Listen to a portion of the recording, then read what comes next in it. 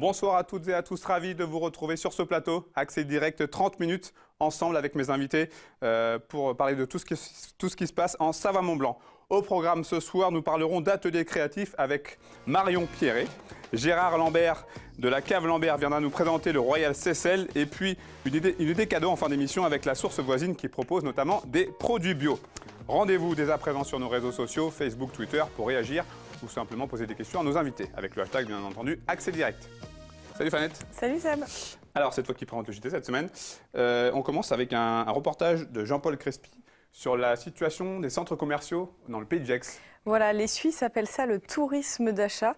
En fait, il y a énormément de centres commerciaux qui se construisent du côté du Pays de Gex. Il y a peu d'industries ou d'entreprises de services. Donc le développement économique, il se fait là parce que les Suisses viennent en France voisine pour faire leurs courses. Donc beaucoup de pouvoir d'achat.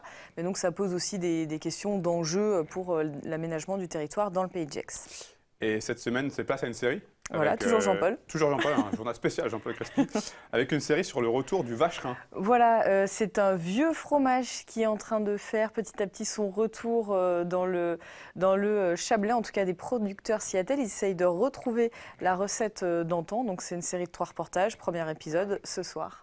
On passe à la revue de presse avec, ce soir, tu as choisi de mettre en lumière une bande dessinée écrite par 2 Genevois, une bande dessinée sur les migrants. Voilà, c'est un reportage que nous proposent nos confrères de L'Aimant Bleu.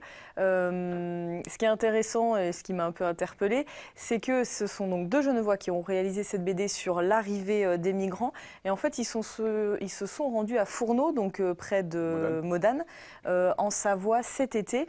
On le sait, quelques communes ont accueilli des migrants cet été au plus fort de la crise, de ce qu'on a appelé la crise migratoire. Et donc, ils ont été voir comment ça se passait sur place et après, parce qu'on en a beaucoup parlé au moment quand c'était un peu chaud côté actu. Et après, on en a peu parlé. Donc, reportage.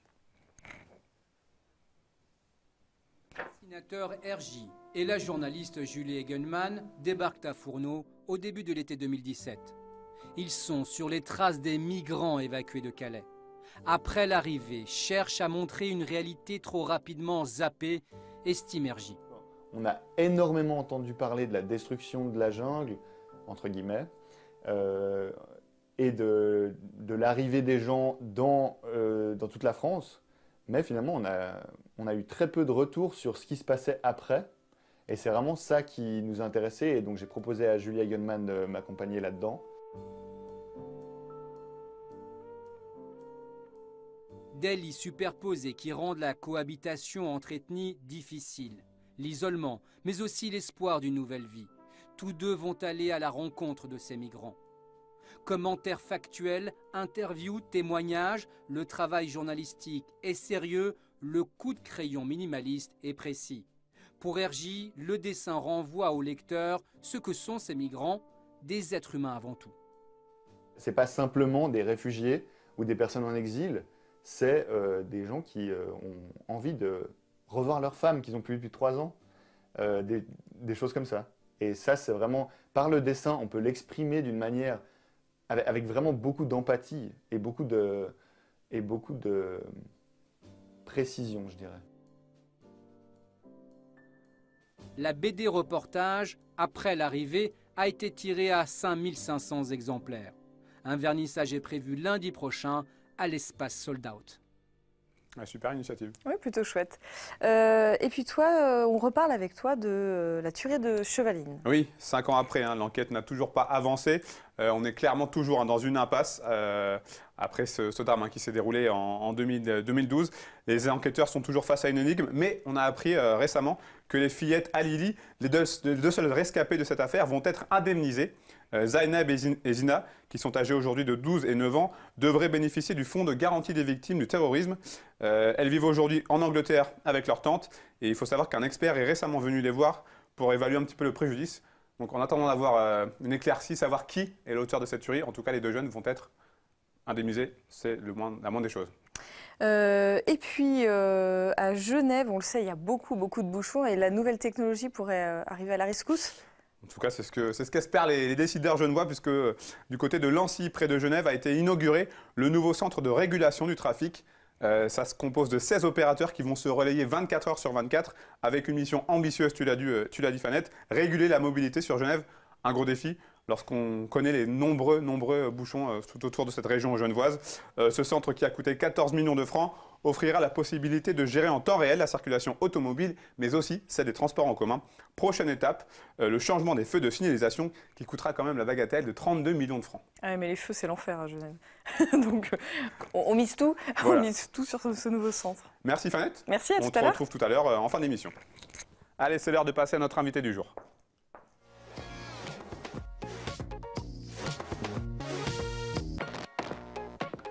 Je reçois aujourd'hui Marion Piret. Marion, bonsoir. Bonsoir. Alors, vous êtes graphiste web, print. Oui. Vous êtes une véritable touche-à-tout. Vous faites beaucoup de choses. Oui. Et vous proposez, votre dernière activité, on va dire, vous proposez vous êtes lancé dans la création d'ateliers créatifs, justement. Qu'est-ce que c'est, concrètement? Comment ça se passe? Alors concrètement, en fait, donc c'est l'activité que j'ai créée, c'est les ateliers créatifs Annecy.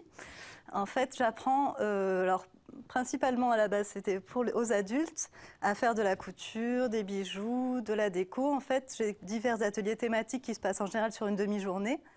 Et donc l'idée, c'est comme des petites formations, des petits cours qui puissent venir créer quelque chose, prendre le temps de se poser, de créer des jolies choses de leurs mains tout en étant accompagnés avec tout le matériel sur place et qui repartent du coup à la fin de ces 3 ou 4 heures d'atelier Avec leur création. avec leur création faite main, avec soin. Comment est-ce que vous avez l'idée de développer ce concept? Ça s'est pas fait d'un coup du jour au lendemain. En fait, ça a grandi un petit peu dans ma tête. J'ai toujours, moi, fait de la création de mon côté. J'ai toujours fait du bricolage. J'ai toujours eu mon papa et ma mère qui étaient tous les deux créatifs, qui ont toujours fait des petites choses. Et non, c'est venu aussi quand je me suis installée en région il y a quelques années, de me dire qu'est-ce que je pourrais faire comme activité. Donc, je suis effectivement graphiste aussi, indépendante, et j'avais envie de partager donc, cette passion pour les loisirs créatifs. Alors, c'est très varié, hein. Il y a plusieurs types d'ateliers. Ouais. Un atelier sur les bijoux en cuir ou en perles, un atelier pour fabriquer des culottes, Oui, je les ai là. un atelier plante avec la fabrication d'un porte-plante en macramé. Oui, c'est lui. Pouvez nous montrer un petit peu vos créations, justement? Ça marche. Ça, c'est le porte-plante. Hop, ça, c'est le porte-plante. En fait, on va venir fabriquer le filet. Hop, voilà. Le petit filet ici, donc c'est une macramé, c'est une technique en fait de nœud, de nouage. Donc on va apprendre les différents nœuds de base pour pouvoir faire ce filet. Et puis comme je vous ai expliqué, c'est toujours l'idée que les gens puissent comprendre comment ça marche pour en faire d'autres chez eux. Donc là, ils vont fabriquer ce modèle, repartir avec ça chez eux. Mais derrière, s'ils ont envie d'en faire un différent, plus compliqué, plus simple, voilà, ils vont avoir ce savoir-faire. Alors, vous fournissez tout le matériel, hein. C'est ça, tout est inclus. Juste, l'idée, c'est que les gens soient tranquilles et qu'ils viennent voilà, se détendre le jour de l'atelier. Comment est-ce que vous avez appris, justement, ces techniques? Alors, bon, on va dire qu'il y a vraiment énormément de ressources sur Internet. Donc, souvent, c'est la première base. Après, pour la couture, des fois, je prends des petits cours aussi pour m'améliorer. Parce qu'effectivement, moi, à chaque fois, je me forme. Et puis, je fais quoi? Je fabrique, je fais des essais, je refais d'autres. Comment est-ce que vous choisissez les thèmes des différents ateliers que vous proposez? Alors, j'essaye toujours, en fait, mon organisation, c'est que je propose une nouveauté par mois. Donc, j'essaye souvent d'avoir de la variété entre la couture, les bijoux, la déco, d'avoir un petit peu ces différents thèmes déjà, donc je prévois comme ça. Et ensuite, je regarde un petit peu ce qui se fait dans les tendances du DIY. Par exemple, là, du loisir créatif, on dit DIY en anglais. Par exemple, là, le macramé, c'est quelque chose qui revient beaucoup dans les tendances, même si c'est une technique qu'on a depuis les années 70, comme beaucoup de techniques qu'on retrouve maintenant d'ailleurs, qui sont des techniques qui reviennent à la mode, donc c'est vachement sympa. Et ensuite, du coup, voilà, je regarde aussi qu'est-ce qui peut être fait en 4 heures, parce que par exemple... Oui, ça, donc c'est des ateliers qui durent 4 heures. C'est ça, un 3-4 temps heures. qui est relativement limité pour des ateliers, pour de la création. Il faut qu'on ait le temps de le finir. Par exemple, pour les ateliers où il faut qu'il y ait quelque chose qui sèche ou qu'il y ait plusieurs étapes, justement, je les propose vraiment en une session. L'idée, c'est qu'on ait comme ça ce petit temps et repartir avec le produit fini, quoi. Alors, je suis allé faire un petit tour sur votre site internet. J'ai vu qu'il y avait aussi des ateliers à la carte. Avec là, j'ai été étonné, pratiquement une vingtaine d'ateliers différents. Oui, parce qu'en fait, j'ai commencé en septembre 2015. Et donc, depuis septembre 2015, je propose un nouvel atelier par mois. Et donc, à force, je commence à avoir pas mal de choix. Donc, du coup, je me suis organisée. Donc, ça a été, chaque année, je fais des différentes organisations. Mais là, depuis octobre, parce que cette année, j'ai commencé en octobre, Enfin, je fais une saison, en fait, un peu comme une Une saison série. scolaire. Oui. Voilà. Et là, du coup, j'ai laissé quand même pas mal de dates pour pouvoir programmer ces ateliers à la carte. Donc là, par exemple, les petits lapins, c'est un Ça atelier fait qui a partie des lieu. prochains Voilà, ateliers. ça fait partie des prochains ateliers, mais qui en fait sont des ateliers que j'ai créés il y a déjà 1 an, je ne sais plus exactement, mais Que vous renouvelez. voilà, que les gens redemandent et qu'on reprogramme. Donc. Alors j'imagine que la principale qualité pour faire ce que vous faites, enfin une des principales qualités, c'est la curiosité. Oui. Un peu comme un journaliste, il faut être curieux. Oui, il faut toujours rester intéressé. De toute façon, ça fait partie de toute façon, du travail dans beaucoup d'emplois, de regarder ce qui se fait autour de soi comme un journaliste. Dans tous les jobs de créatifs, on regarde ce qui se passe dans les tendances, etc. On essaye toujours d'apprendre, de se former, de regarder qu'est-ce qui se passe, les nouveaux matériaux, qu'est-ce que les nouveaux fabricants aussi font. Par exemple, s'il y a des nouvelles laines ou des nouveaux produits qui sont plus tendance que d'autres. Et puis après, voilà, c'est faire, fabriquer derrière, faire des essais, se former. Comment est-ce que vous expliquez le fait que ça marche autant, le handmade, ce qu'on fait soi-même, de ces petites mains? Ouais, je pense que y a plusieurs facteurs. Je pense qu'il y a vraiment le côté, les gens ont envie aussi de plus en plus de place pour les loisirs. Donc, quelque part, on a le temps de faire des activités autres que des activités purement pratiques. Et aussi, cette activité-là en particulier, elle a du sens en fait. Elle permet aux gens justement d'apprendre, de faire autre chose, d'essayer d'avoir de nouvelles techniques et puis derrière de le faire chez soi. Et je sens vraiment que ça continue, quoi. Les gens ont envie de le faire, puis souvent, après, ça dépend des personnes, mais il y a des gens qui reviennent parce qu'ils veulent justement apprendre d'autres choses et passer ce temps-là. Et c'est un truc que j'ai découvert, moi, en faisant, que je n'ai pas du tout pensé, c'est aussi le côté bien-être, en fait, thérapeutique. Ça fait du bien de prendre ce temps-là. Et ça, je n'avais pas du tout pensé à ça quand j'ai commencé mon activité. J'étais très étonnée de la vertu thérapeutique, entre guillemets, des loisirs créatifs. Une dernière chose, Oui. Un mot sur une autre activité, tendance que vous développez, Oui. la do-it-yourself party.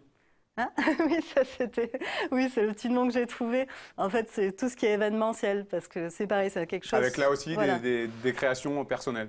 C'est ça. Alors, je m'avais pensé plus pour les particuliers en disant, pour un enterrement de vie de jeune fille, par exemple, c'est super sympa de se retrouver entre copines et puis on peut aller faire la fête, c'est très cool, mais il y en a qui ont envie de faire d'autres choses, donc qu'elles viennent faire un petit bijou, une écharpe, ça peut être un moment sympa. Ou à l'occasion d'une baby shower, ce qui se fait beaucoup quand on attend bébé, on se retrouve aussi, c'est beaucoup des femmes, entre copines, pour fabriquer un petit truc. Ou je fais aussi des anniversaires pour les enfants des fois. Parce que mes ateliers sont plus adultes, mais je fais aussi des fois des animations pour les enfants. Et j'ai aussi, ça quelque chose que je n'avais pas prévu non plus à la base, fait pas mal d'interventions dans les magasins en fait, qui ont besoin d'animer leur boutique et qui du coup permettent à leurs clients de passer un petit moment de créativité. Donc je suis intervenue plusieurs fois au Galeries Lafayette, au Centre Courrier, pour venir animer un petit stand, un petit atelier pour leurs clients. Après 2 ans, Oui. ça a commencé à prendre, ça marche? Oui, moi dès le début, alors après ça reste un tout petite structure, je suis toute seule et je prends des groupes de 4 à 6 personnes. Et depuis le début, j'ai quand même trouvé assez rapidement le public, donc je suis ravie. On croise les doigts pour la suite en tout cas. Merci beaucoup Merci Marion à Perret, bonne continuation et puis Merci. bonne fête. J'espère qu'il y aura pas mal C'est d'activités. gentil. Merci à vous. Merci beaucoup. Allez, j'accueille à présent Gérard Lambert qui va vous succéder sur ce canapé. Gérard Lambert, bonsoir. Bonsoir. Vous êtes le gérant de la cave Lambert du côté de Seyssel. Oui, tout à fait. Vous êtes venu Je suis venu les mains avec, pleines. Je suis venu avec les mains pleines. Voilà. Alors c'est le moment idéal pour vous inviter puisque on arrive en période de fête de fin d'année. Ouais. On imagine que c'est une période que vous attendez avec impatience. Oui, bien sûr, mais pas seulement à cette période. C'est un challenge que j'ai remis en route voilà 9 ans. Et aujourd'hui, je suis en train de remonter la pente, mais tous les moments sont importants. Ouais. Alors parlez-nous un petit peu de ce Royal Seyssel, votre fleuron. Oui, effectivement. Alors le Royal Seyssel, c'est toute une histoire, puisque ce vin, on l'appelait le champagne de Seyssel en 1856. À l'époque, il était déjà bu par toutes les familles royales. D'où son nom. D'où son nom, et notamment la reine Victoria, qui fréquentait les thermes d'Aix-les-Bains, et puis toutes les familles des rois de Savoie, qui fréquentaient un petit peu les endroits un peu chics de la région. Et le Royal Seyssel était déjà une des premières méthodes champenoises, on l'appelait comme ça, on n'a plus le droit aujourd'hui, était une des premières méthodes champenoises déjà vendues aux 4 coins du monde. Et c'était un grand moment important pour le vignoble de Seyssel, qui a été la première commune à demander l'appellation d'origine contrôlée. Donc on est vraiment dans les toutes premières appellations d'origine contrôlée. Et moi, je ne voulais pas laisser partir cette appellation qui a failli disparaître en 2007. Au moment où vous avez repris l'exploitation. Et voilà, et c'est donc là que j'ai essayé de remonter tout ça. J'avais déjà 20 ans d'activité dans le vin derrière moi. Et là, je me suis embarqué dans un challenge qui est énorme. C'est toute ma vie que j'ai remis, mais je ne pouvais pas imaginer une seule seconde de voir disparaître ce patrimoine. Alors, si je ne dis pas de bêtises, le Royal Seyssel, c'est le fruit de mélange de 2 cépages, l'Altesse et la Molette. Ouais. C'est quoi son truc en plus? Alors oui, effectivement, comme vous l'avez signalé, c'est 2 cépages obligatoires pour l'appellation, puisque vous savez qu'en France, toutes les appellations sont régies par des cahiers des charges rigoureux qui nous imposent certains cépages. Et pour le Seyssel, les 2 cépages autorisés sont la Molette et l'Altesse. Alors je dis la Molette en premier, puisqu'aujourd'hui, je suis revenu dans la proportion à ce que faisaient les anciens, il y a 150 ans en arrière, où il y avait une dominante de Molette. Et ce cépage Molette, il est intéressant, à condition de le laisser, comme je le laisse, beaucoup de temps. Pour faire des bulles, aujourd'hui, c'est comme en Champagne. On va laisser les bouteilles coucher, ce qu'on appelle sur latte, avant de tourner les bouteilles pour la prise de mousse. Mais aujourd'hui, le grand souci, c'est que beaucoup vont trop vite, il faut vite vendre. Alors que vous laissez longtemps. Et voilà, et moi j'ai pris l'engagement de laisser... Alors la législation nous impose 9 mois, et moi aujourd'hui, je vends par exemple là le 2011, on est sur 6 ans. 6 ans de vieillissement, vous voyez la couleur, on a amené de la structure, on a amené de la finesse. Alors c'est 6 ans ou 5 ans sur celui-là de vieillissement amène 2 choses, de la finesse dans la bulle est de plus en plus fine, c'est ce qui fait la qualité des grands champagnes, et puis toutes les matières organoleptiques qui sont dans la bouteille vont apporter de la richesse aromatique, du fruit, des arômes naturels, et c'est ce que je recherche aujourd'hui, c'est un produit naturel, puisque je me suis engagé aussi dans une démarche biodynamie sur l'ensemble du vignoble. Ouais, c'est tout à votre honneur. Qu'est-ce qui vous a poussé à l'époque à vous lancer dans ce challenge, ce défi? Je crois que moi je suis né à Seyssel, je suis une des plus vieilles familles aujourd'hui. Mes arrière-grands-parents apportaient déjà les vendanges en 1890 pour ce vin. Moi je suis de nature à me battre tout le temps pour notre patrimoine local. Et je ne pouvais pas imaginer une seule seconde, comme je vous ai dit, de voir partir ce patrimoine qui est un patrimoine historique, culturel et économique. Et moi, je ne peux pas voir qu'en France, on perd malheureusement trop souvent de ces patrimoines qui font la richesse et la force de notre pays. Et ça a été spontané, je me suis embarqué dans ce challenge quand il y a eu la fermeture du site. Et c'est un challenge qui est difficile et je suis en train de le remonter avec heureusement des clients de plus en plus fidèles et puis des récompenses qui nous ont amené un petit peu à cette progression, puisqu'aujourd'hui, on commence à être reconnu au niveau mondial dans des concours internationaux. On commence à être sur des belles tables étoilées de nos restaurants locaux, des pays de Savoie, et ça, c'est une belle récompense. Et aujourd'hui, je commence à voir le bout du tunnel, on va dire, mais c'est encore pas gagné, et il faut se battre. Votre vin, c'est un subtil mélange entre tradition et modernité, puisque vous élevez votre vin à la manière du siècle dernier, mais avec du matériel moderne finalement. Tout à fait. Alors oui, parce qu'aujourd'hui, les techniques ont évolué, notamment au niveau des cuves. On a des cuves thermorégulées en inox, qui vont permettre de maîtriser les fermentations un peu mieux qu'on le faisait avant. Mais c'est vrai que vous avez raison de le dire aussi, je suis attaché aux traditions. Et d'ailleurs, je vous l'ai évoqué brièvement, je suis revenu maintenant, alors j'élève aussi maintenant des vins blancs et rouges sans bulles, vins blancs et rouges tranquilles, qui sont aujourd'hui en biodynamie. Alors la biodynamie, c'est le retour un peu à des choses que nos grands-parents faisaient. Et c'est ce que je veux généraliser aujourd'hui dans mon domaine, parce que c'est le retour à l'authenticité. Et je crois qu'on a dérapé quand même dans notre pays, dans beaucoup de domaines. Dans l'agroalimentaire, c'est une catastrophe. Moi, je suis écœuré. Et aujourd'hui, j'ai envie de réagir, et notamment avec mes produits. Voilà. Vous avez mis toutes vos économies dans ce projet. Donc, c'est un projet qui vous tient à cœur. Ouais. Aujourd'hui, vous êtes satisfait du résultat ? J'ai mis toutes mes économies, j'ai mis toute ma vie. Mon épouse a un peu hurlé quelquefois parce que j'ai été très loin. C'est un élan spontané et j'ai rien calculé. Moi, c'est l'élan un peu du cœur. Aujourd'hui, on commence à voir, je vous dis, de se dessiner un petit peu la sortie du tunnel. Moi, l'objectif, c'est de vraiment mettre à flot ce vin, mais au-delà, c'est tout le vignoble. ce petit vignoble, puisqu'aujourd'hui, le vignoble de Seyssel, tout l'ensemble représente une centaine d'hectares, donc on est vraiment tout petit. Mais je voudrais qu'on fasse de ce vignoble un vignoble d'exception. Et puis surtout, avec ces 2 cépages Molette, j'ai oublié de vous le dire, la Molette et l'Altesse, mais la Molette surtout, c'est un cépage qui est unique au monde, on le trouve qu'à Seyssel. Et c'est aussi pour ça que je me bats, pour conserver cette diversité de nos cépages et cette richesse de nos terroirs. Et c'est ça ma plus belle récompense, c'est d'arriver à sauver tout ça. Le vin à Seyssel perdure, bien évidemment. Que le vin perdure, qu'on arrive à tous continuer à vivre et à pérenniser cette richesse, ce patrimoine, ces patrimoines que représente le vin, comme représente aussi la gastronomie et plein de choses dans nos pays de Savoie. Merci beaucoup en tout cas Gérard Lambert. Bravo pour cet investissement. On espère que ça va continuer à monter et puis on vous souhaite de belles fêtes de fin d'année. Merci. Merci en tout cas. Merci. Je vous laisse les... En régie. En régie, ça marche. Merci. On passe à notre rubrique On en parle.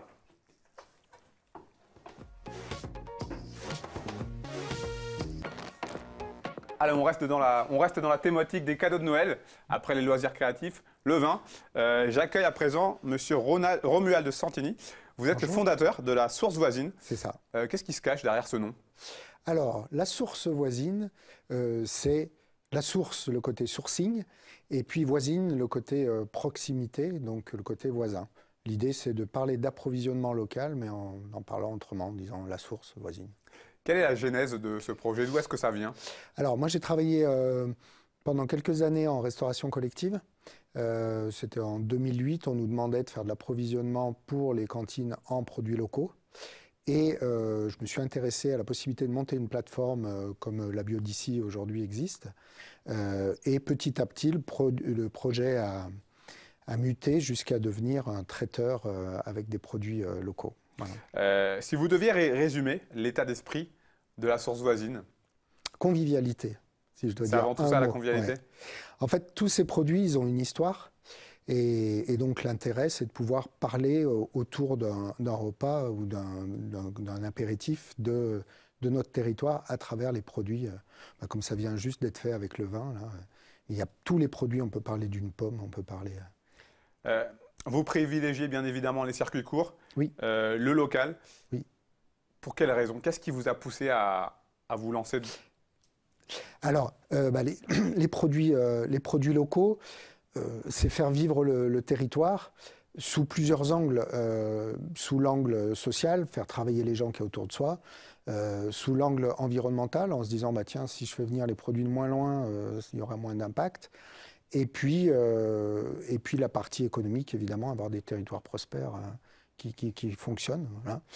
Et puis retrouver le goût de produits qu'on a oubliés parce qu'on ne les mange pas tels qu'ils ont été produits par des humains, mais plus dans une logique plus de celle des machines, donc avec des produits qui sont moins goûtus, quoi. Là, alors, vous n'êtes pas venu les mains vides? Oui. Avec un petit panier gourmand. Oui.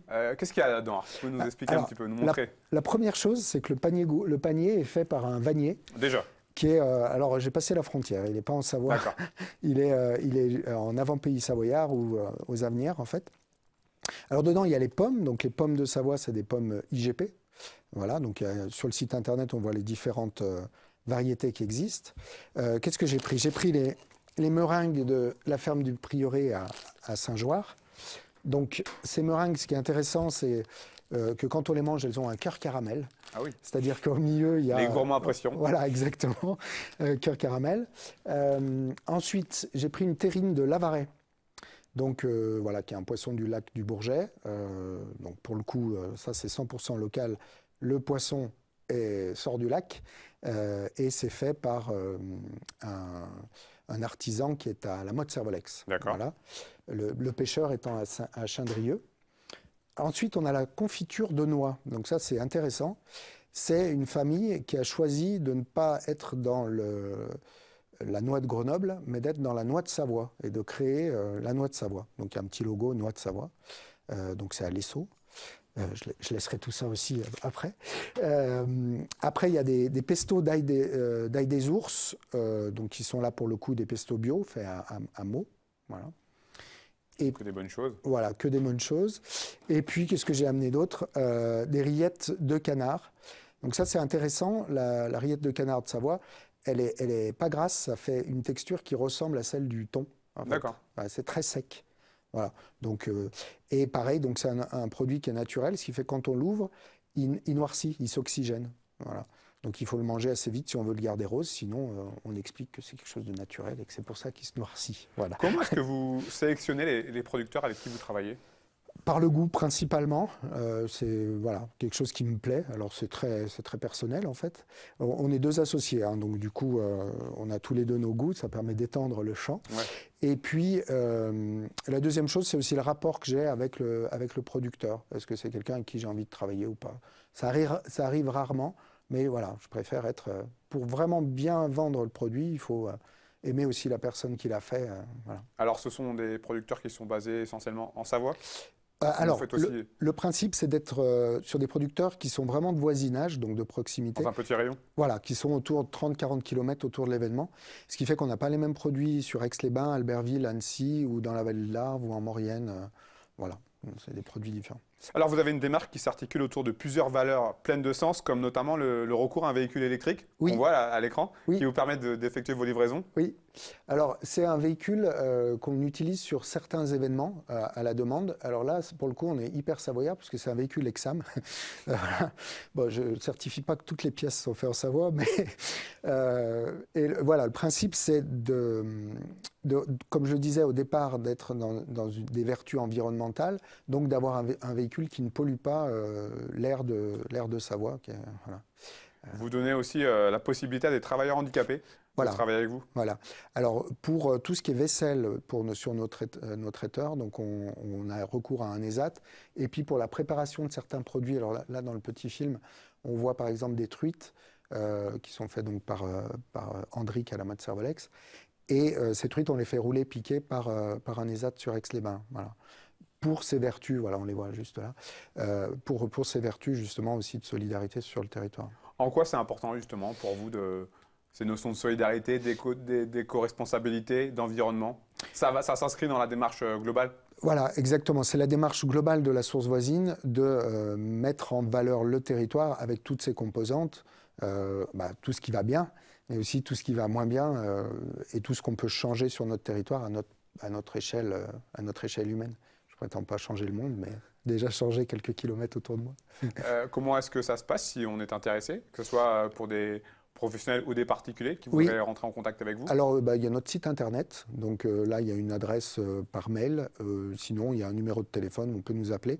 On travaille par événement, c'est-à-dire que selon la journée, ça ne sera pas forcément les mêmes produits en fonction de ce qui est disponible, de la saison, du moment. C'est gage de sûreté, c'est gage de bons produits. Voilà, exactement. Le fait de ne pas se retrouver avec des produits hors saison. Voilà, exactement. Déjà, pour les pommes, enfin pour les fruits, il faut savoir qu'on a 8 mois de pommes. Voilà. Et le reste du temps, on a d'autres produits. Mais voilà. Ça prend bien. Ça oui. Alors, on a commencé. C'est dans la tendance, en tout cas. Voilà, j'ai commencé en 2010. Et depuis 3 ans, ça marche très bien. Ouais, ça fonctionne.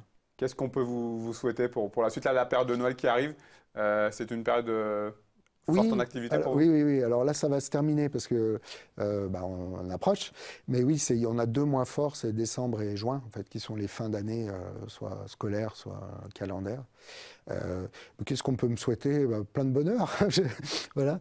Et puis de continuer à pouvoir valoriser les producteurs le plus longtemps possible. Selon vous, ce retour au local, au bio, c'est une nécessité par rapport à tout ce qui se passe, notamment on pense aux problématiques climatiques justement? Oui, pour moi oui, c'est un des chemins, c'est d'aller chercher au plus près ce que l'on a. Après, c'est sûr que si on veut du riz, il faudra aller le chercher en Camargue. Mais oui, je pense que c'est une des solutions. Il n'y a pas que celle-là, mais déjà limiter les transports pour des choses qu'on a à côté de chez soi. La source voisine. Voilà, exactement. Merci beaucoup en tout cas, Romuald. C'est moi, merci beaucoup. Merci, bon courage pour les fêtes. Hein. J'ai toujours le même discours, mais bon courage pour cette période. Et puis on espère que tout va bien se passer pour la suite. Super, merci beaucoup. Bonne soirée. Allez, Fanette est de retour sur le plateau pour finir cette émission. Le journal télévisé que tu vas présenter dans quelques minutes, tout de suite après cet accès direct. 2 titres au programme, on parle des centres commerciaux dans le pays de Gex. Voilà, les Suisses appellent ça le tourisme d'achat. C'est tout simplement les Suisses qui viennent faire leurs courses en France voisine. Ça crée beaucoup. Tu n'as pas allumé ton micro, mais il y a un micro. Allumer mon micro. Tu as ton micro de secours. Mais je vais allumer mon micro. Ça marche mieux. Sans doute comme ça. Ça marche mieux avec le Donc micro. les Suisses appellent ça le tourisme d'achat. Ils viennent faire leurs courses en France voisine. Dans le Pays de Gex, c'est une institution finalement. Donc beaucoup de centres commerciaux se construisent.